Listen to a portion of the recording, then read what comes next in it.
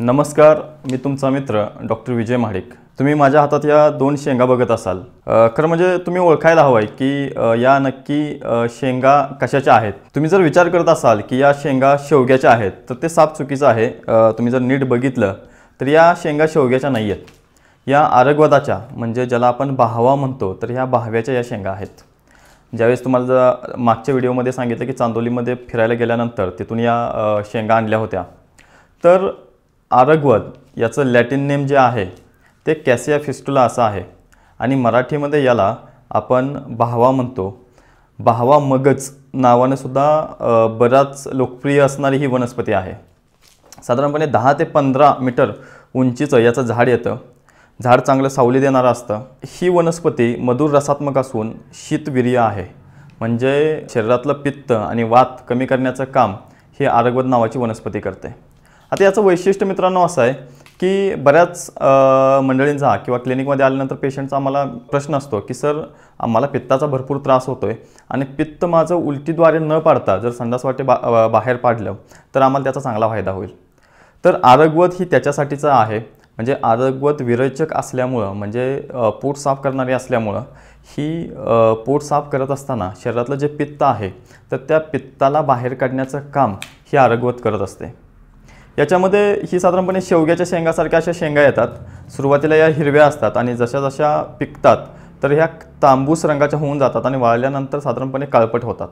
या काळपट झाल्यानंतर याच्यामध्ये जो आतला मगज असतो, म्हणजे या शेंगा आपण जर वाळूत पुरून ठेवल्या, गरम वाळूत जर पुरून ठेवल्या आणि त्या शेंगा जर फोडल्या तर त्यातला जो मगज असतो तर तो सुद्धा जास्त प्रमाणामध्ये आम्ही आयुर्वेदिक औषधामध्ये वापरत असतो।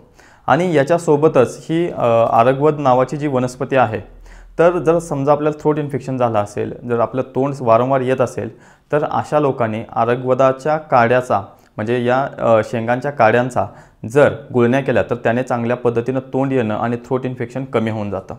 जसं आपण शेंगेबद्दल म्हटलं की शेंग उकळल्यानंतर त्याच्यामध्ये पडदे असतात आणि त्याच्यामध्ये बिया असतात। आता या अशा तुम्हाला आवाज येत असेल कदाचित, तर जो आवाज येतोय तो त्या बियांचा आवाज येतोय आणि त्याच्या शेजारची जी लेयर असते ती मगज म्हणून आपण वापरामध्ये घेत असतो।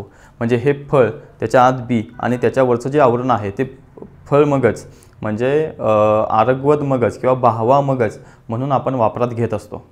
तर मित्रांनो, तुम्हाला जसं म्हटलं की पित्ताला बाहेर काढणारी ही वनस्पती आहे आणि याच्यासोबतच जर समजा काही रुग्णांना जर त्वचा विकार असतील, कुष्ठरोग असेल, तर अशा लोकांनी जर समजा ही वनस्पती जर पोटातून घेतली तर चांगल्या पद्धतीनं त्यांच्या त्वचेतलं जे कुष्ठ आहे, त्यांच्या त्वचेतलं जर कुष्ठविकार आहे ते चांगल्या पद्धतीने कमी होऊन जातं। दुसरी महत्त्वाची गोष्ट, जर समजा आपण आंघोळीच्या पाण्यामध्ये जर आपण आरगवदाची पानं टाकून जर आंघोळ केली तर अंगावरती खाज येणं हे जे लक्षण आहे ते चांगल्या पद्धतीनं कमी होऊन जात असते।